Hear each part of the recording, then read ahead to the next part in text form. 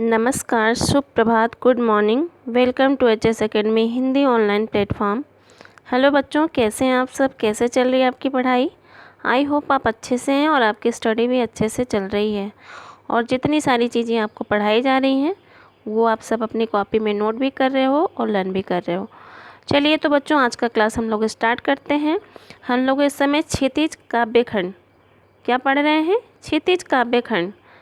क्षितिज काव्यखंड का chapter first वाक का अध्यापन कर रहे हैं, जिसकी कवयित्री कौन है? ललित हैं। तो पिछले क्लास में हमने इनका जीवन परिचय और एक पद की व्याख्या कराया था, हमने भावार्थ समझाया था और साथ में कुछ क्वेश्चन हमने आपको दिया था सॉल्व करने के लिए। तो आई होप कि आप क्वेश्चन सॉल्व तो कर लिए होंगे। एक बार मैं आंसर बोल देती हूँ, आप उसको अच्छे से मिला लीजिएगा और फिर इन सभी क्वेश्चन को अपनी कॉपी में भी राइट कर लीजिएगा, ओके? क्योंकि ये शॉर्ट क्वेश्चन आंसर है। मंथली टेस्ट में इस तरह के क्वेश्चन आपके पूछे जाते हैं, तो एक बार आप देख लीजिए। आपका क्वेश्चन नंबर फर्स्ट था कि रस्सी का प्रयोग यहाँ किसके लिए किया गया है और वह कैसी है? तो हमने आपको बताया था रस्सी का प्रयोग किसके लिए किया गया है। तो रस्सी का प्रयोग मनुष्य के श्वास के लिए किया गया है। किसके लिए किया गया है रस्सी का प्रयोग? मनुष्य के श्वास के लिए किया गया है। और यह रस्सी कैसी है? तो यह रस्सी कच्चे धागे के समान कमज़ोर है। कैसी है? कच्चे धागे के समान कमज़ोर है। Okay, clear? अब क्वेश्चन नंबर सेकंड हम देख लेते हैं। क्वेश्चन नंबर सेकंड आपका था कि मनुष्य के जीवन को किसकी संज्ञा दी गई है? तो किसकी संज्ञा दी गई है? रस्सी कच्चे धागे की खींच रही मैं नाव। किसको खींचने का प्रयास किया जा रहा है? नाव। तो यह जो नाव है यह क्या है? जीवन रूपी, मनुष्य के जीवन रूपी नाव है। तो मनुष्य को किसकी संज्ञा दी गई है? मनुष्य को नाव की संज्ञा दी गई है। ओके, अब क्वेश्चन नंबर थर्ड देख लेते हैं हम लोग। कवयित्री किससे प्रार्थना कर रही हैं और क्या प्रार्थना कर रही हैं? तो कवयित्री किससे प्रार्थना कर रही हैं? जाने कब सुन मेरी पुकार, करे देव भवसागर पार। देव मतलब किससे प्रार्थना कर रही हैं? ईश्वर से प्रार्थना कर रही हैं। और क्या प्रार्थना कर रही हैं? तो यह प्रार्थना कर रही हैं कि हे प्रभु, हे ईश्वर, हे परमात्मा, मुझे इस संसारिक मोह माया के बंधन से क्या करो? दूर करो। मुझे इस संसार रूपी सागर से पार ले चलो। क्लियर? अब क्वेश्चन नंबर फोर्थ हम लोग देख लेते हैं। क्वेश्चन नंबर फोर था आपका, कवयित्री द्वारा किया गया सारा प्रयास व्यर्थ क्यों हो रहा है? तो कवयित्री द्वारा सारा प्रयास व्यर्थ क्यों हो रहा है? क्योंकि उनका जीवन किसके समान है? उस कच्ची मिट्टी के पात्र के समान है। अर्थात क्या था कि उनके जीवन में अभी भी परिपक्वता नहीं है। अभी भी वो किसमें है? सांसारिक कर्मकांडों में, सांसारिक मोह माया के बंधन में। क्या है? सांसारिक मोह माया के बंधन में डूबी हुई हैं। क्लियर? सांसारिक मोह माया के बंधन में वो क्या है? डूबी हुई हैं। लास्ट क्वेश्चन था आपका कि भवसागर, करे देव भवसागर पार पंक्ति में कौन सा अलंकार है? तो वैसे तो पूरी ही पंक्ति में पूछा जाए कि पूरी पंक्ति में कौन सा अलंकार है, तो हमने आपको बताया था कि जहाँ किसी एक व्यक्ति या वस्तु को दूसरे व्यक्ति या वस्तु का रूप दे दिया जाता है, वहाँ पे कौन सा अलंकार हो जाता है? रूपक अलंकार हो जाता है। तो देव करे भवसागर पार पंक्ति पूछे या पूरी पंक्ति पूछे, लगभग पूरी पंक्ति में रूपक अलंकार ही देखने को मिलता है। तो ये तो हो गया आपके पिछले जो क्वेश्चन थे उसके आंसर। और मुझे पता है कि सबने आंसर कर लिया होगा, बस एक बार आप मिला लीजिए। क्लियर? चलिए, अब आज का क्लास हम लोग स्टार्ट करते हैं। आज हम लोग इनके दूसरे पद की व्याख्या को देखेंगे। आइए देख लेते हैं। खा खाकर कुछ पाएगा नहीं, न खाकर बनेगा अहंकारी, सम खा तभी होगा संभावी, खुलेगा सांकल बंद द्वार की। क्लियर? अब देखिए, सबसे पहले अर्थ देख लीजिए। अहंकारी का अर्थ क्या होता है? अहंकारी, जिसके अंदर अहंकार हो, घमंड हो, अभिमान हो। तो अहंकारी का अर्थ क्या हो गया? घमंडी या अभिमानी। सम का मतलब होता है समान, और समभावी का मतलब होता है समान भाव रखने वाला। सांकल मीन्स होता है जैसे दरवाज़ा बंद करते हैं ना, दरवाज़ा बंद करने का जो जिसे हम लॉक करते हैं उसको बोलते हैं कुंडी। तो दरवाजे की कुंडी, यहाँ सांकल का सामान्य अर्थ है दरवाजे की कुंडी, और बंद द्वार का मतलब बंद दरवाज़ा सामान्य अर्थ है, लेकिन फिलहाल बंद द्वार का मतलब है कि मन रूपी, मतलब वह क्या बोलते हैं, अज्ञान रूपी द्वार। बंद द्वार का मतलब है अज्ञान रूपी द्वार। क्लियर? तो ये तो शब्दार्थ हो गया। अब हम इसके भावार्थ को समझेंगे। तो भावार्थ को समझने के लिए सबसे पहले मैं बताई थी आपको कि भाई फिगर में आपको सारे पद को एक्सप्लेन करूँगी। तो आइए देख लेते हैं। यहाँ पे देखिए, यहाँ पे इस फिगर में 4 चित्र हैं। कितने हैं? 4 हैं। देखो एक बार इसको, ये 1 2 3 एंड 4। इन चारों पंक्तियों में एक एक लाइन का भाव छिपा हुआ है। चारों पंक्ति, जो 4 आपकी लाइनें हैं कविता की, खा खा कर कुछ पाएगा नहीं। दूसरी में नहीं खाकर बनेगा अहंकारी, सम खा होगा संभावी, खुलेगा सांकल बंद द्वार की। ठीक है? तो अब देखिए पहली पंक्ति का अर्थ, खा खाकर। खा खाकर का मतलब है खाना खाने से नहीं है यहाँ पे, मतलब कि हम कुछ खाना खा रहे हैं, बहुत सारा खाना खा लिए। तो खा खाकर का मतलब है कि ये व्यक्ति क्या कर रहा है, माला जपने का कार्य कर रहे हैं, ये यज्ञ कर रहा है, और ये देखो बलि दे रहा है। पूजा में बलि दिया जाता है ना, पशुओं की बलि चढ़ाई जाती है। तो ये सब क्या हो गया, ये सब कर्म कांड है। तो कर्म कांडों में उलझ करके, कर्म कांड करते हुए मनुष्य इतना जो कर्म कांड तो करता है, लेकिन इसका जो मन होता है वो कहाँ उलझा रहता है, सांसारिकता में रहता है, मोह माया में, भोग विलास में, यह पूरी तरह से लिप्त रहता है। भोग विलास में लिप्त होकर के, अपने मन में लालच भर करके, स्वार्थ भर करके यदि हम इस तरह के कर्म कांड करते हैं तो इससे हमें किसी भी चीज़ की प्राप्ति नहीं हो सकती है। न खाकर बनेगा अहंकारी। न खाकर का मतलब क्या हो गया? दूसरा देखिए, अहंकारी, यह गुस्से में व्यक्ति है, तो इसका स्वभाव कैसा हो गया, एक राक्षस के समान हो गया ना, इसके अंदर अहंकार भर गया, अभिमानी बन गया। तो न खाकर बनेगा अहंकारी, यानी कि जो हमारा कर्तव्य है संसार के प्रति, जब हमारा जन्म होता है तो कुछ न कुछ कर्तव्य हमारे निर्धारित होते हैं। हमें कई लोगों का भरण पोषण करना होता है, कई सारे कर्तव्य, माता पिता, भाई बहन, घर परिवार, देश, सब हमारे ऊपर रहता है ना। तो ये हमारे कर्तव्य होते हैं। तो इन सभी कर्तव्यों से पूरी तरह से मुक्त होकर के यदि हम जंगल में चले जाएं, सन्यासी बन जाएं, तपस्या में लीन हो जाएं, तो इन सब चीज़ों को छोड़ करके तपस्या करने के बाद मनुष्य अपने इंद्रियों पे तो बस कर लेता है। जो हमारी ज्ञानेंद्रियां होती हैं, 5 इंद्रियां होती हैं, उन पे तो हम नियंत्रण प्राप्त कर लेते हैं। लेकिन नियंत्रण प्राप्त करने के बाद उस मनुष्य के मन में अहंकार हो जाता है, क्योंकि जहाँ पे मनुष्य अपने इंद्रियों पर नियंत्रण कर लेता है तो उसके अंदर एक शक्ति हो जाती है, एक सामर्थ्य हो जाता है कुछ भी करने का, कुछ भी प्राप्त करने का।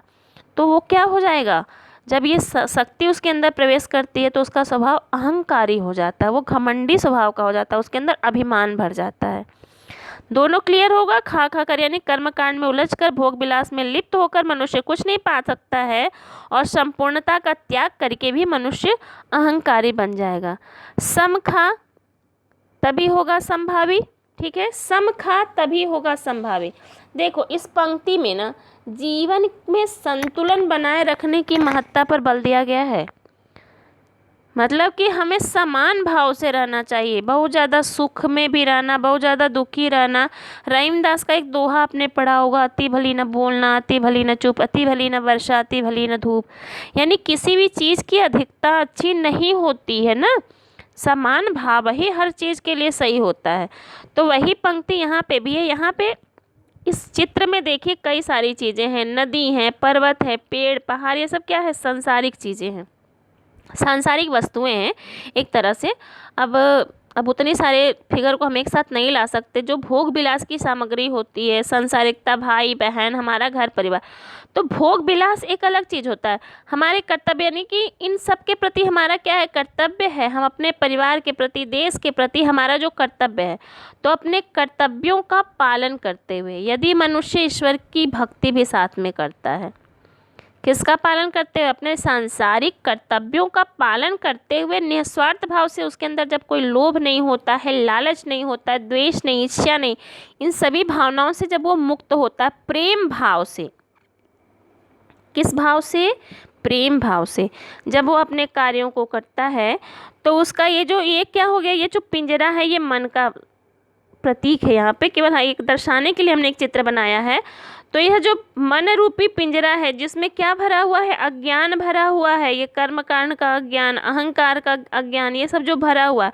और ये पिंजरा जब बंद रहता है तो जब मनुष्य, अब ये पिंजरा खोलने का जो तरीका है, वो जो इसकी चाबी है वो क्या है, यानी अपने कर्तव्यों का पालन करते हुए हम ईश्वर की भक्ति भी करें प्रेम भाव से, निस्वार्थ भाव से, बिना किसी छल कपट के। तो उससे क्या हो जाता है, यह जो कुंडी है, सांकल मतलब क्या हो गया, ये कुंडी, ये खुल जाती है। और इसमें किसका प्रवेश हो जाता है, इस मन में किसका प्रवेश हो जाता है, अज्ञानता बाहर निकल जाती है और ज्ञान का क्या हो जाता है, प्रवेश हो जाता है। तो क्या अब आपको ये पंक्ति समझ में आ गई? अब आ जाइए अपनी पंक्ति पे, इसको हम देख लेते हैं। एक छोटी सी स्टोरी भी हम आपको समझा लेते हैं, ठीक है। अब आपको पंक्ति समझ में आ गई होगी मेरे हिसाब से।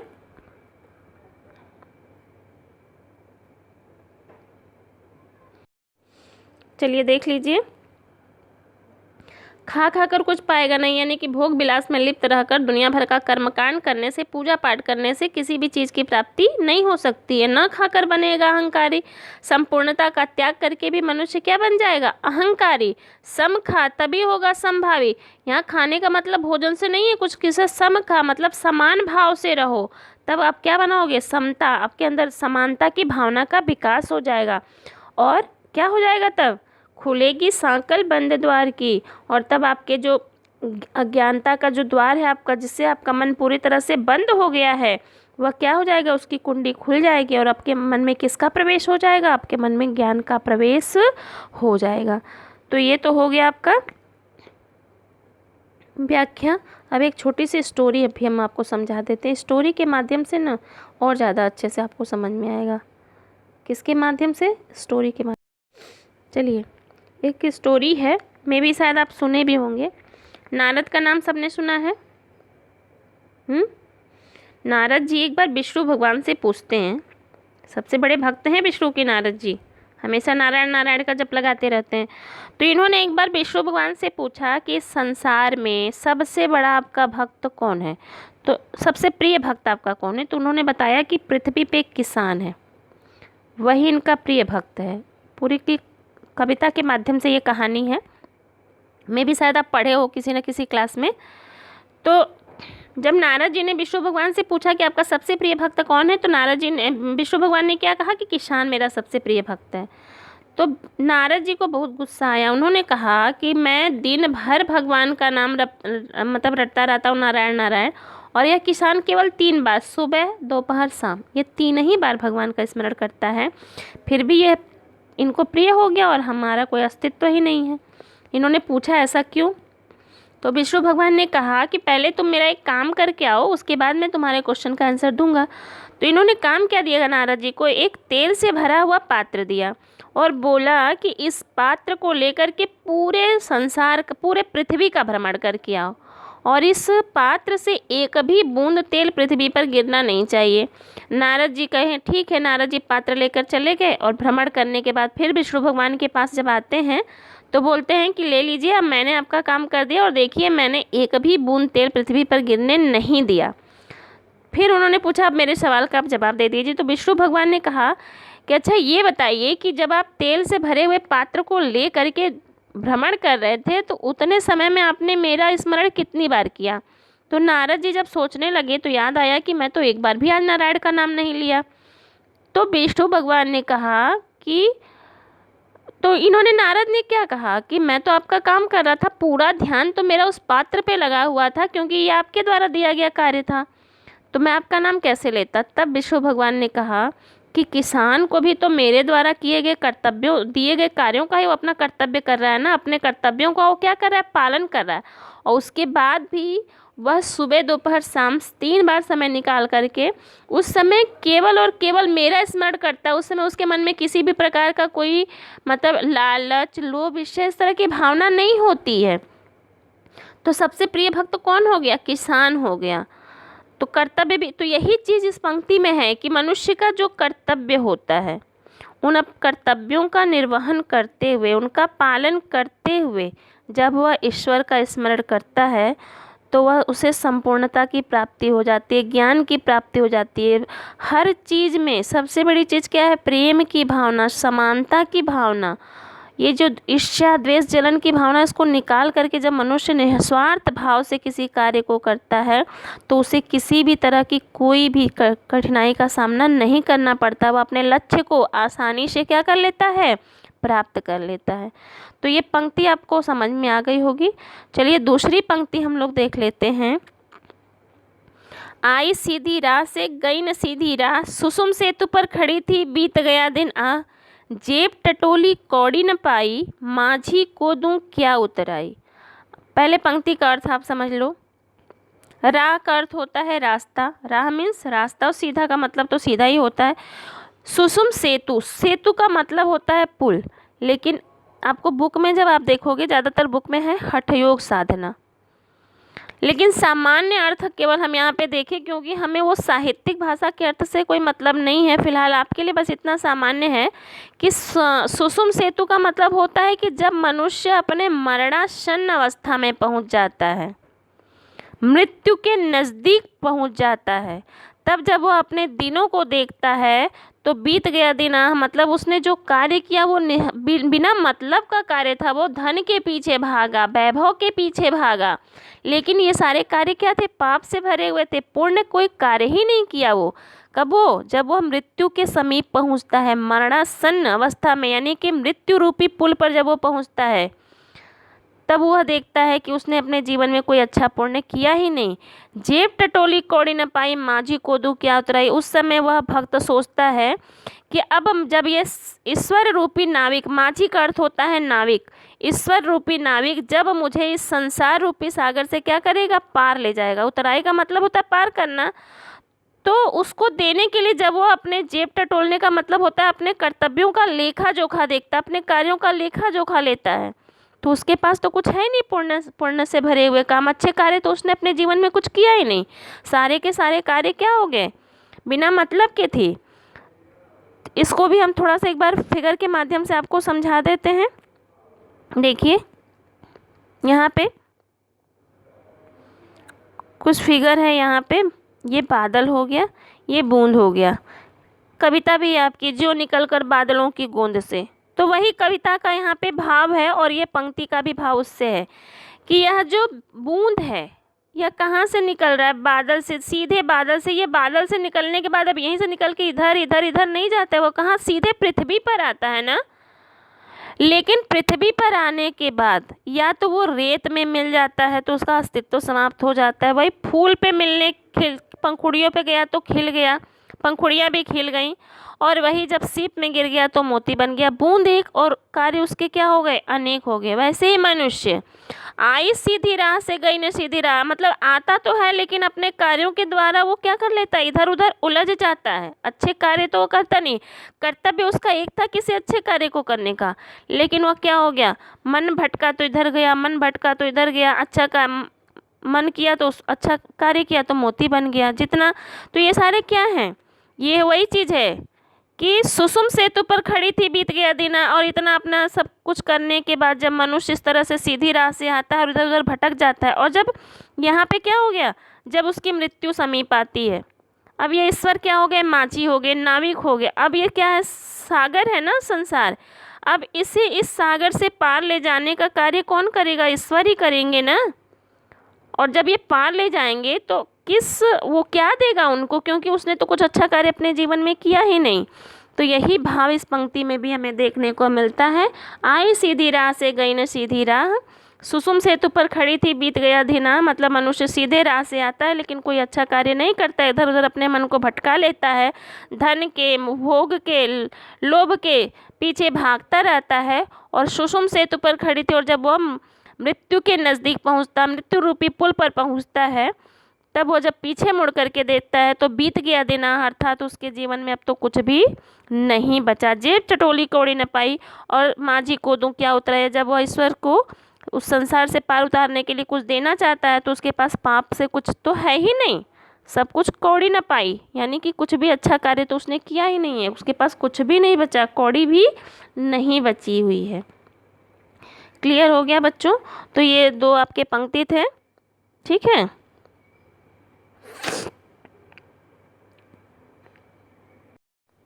आई होप कि आपको दोनों ही पंक्ति अच्छे से समझ में आ गई होंगी, दोनों ही व्याख्या अच्छे से समझ में आ गया होगा। अब इस व्याख्या से संबंधित हम कुछ क्वेश्चन आंसर यहाँ पे क्वेश्चन दे देते हैं आपको और उसका आंसर आपको करना है। देखो, जब हमारा भी मन एकाग्रचित्त नहीं रहता है तो हम भी अपने लक्ष्य से क्या हो जाते हैं, भटक जाते हैं। इस पंक्ति में कुछ उद्देश्य है, वो आपके लिए कुछ भाव है।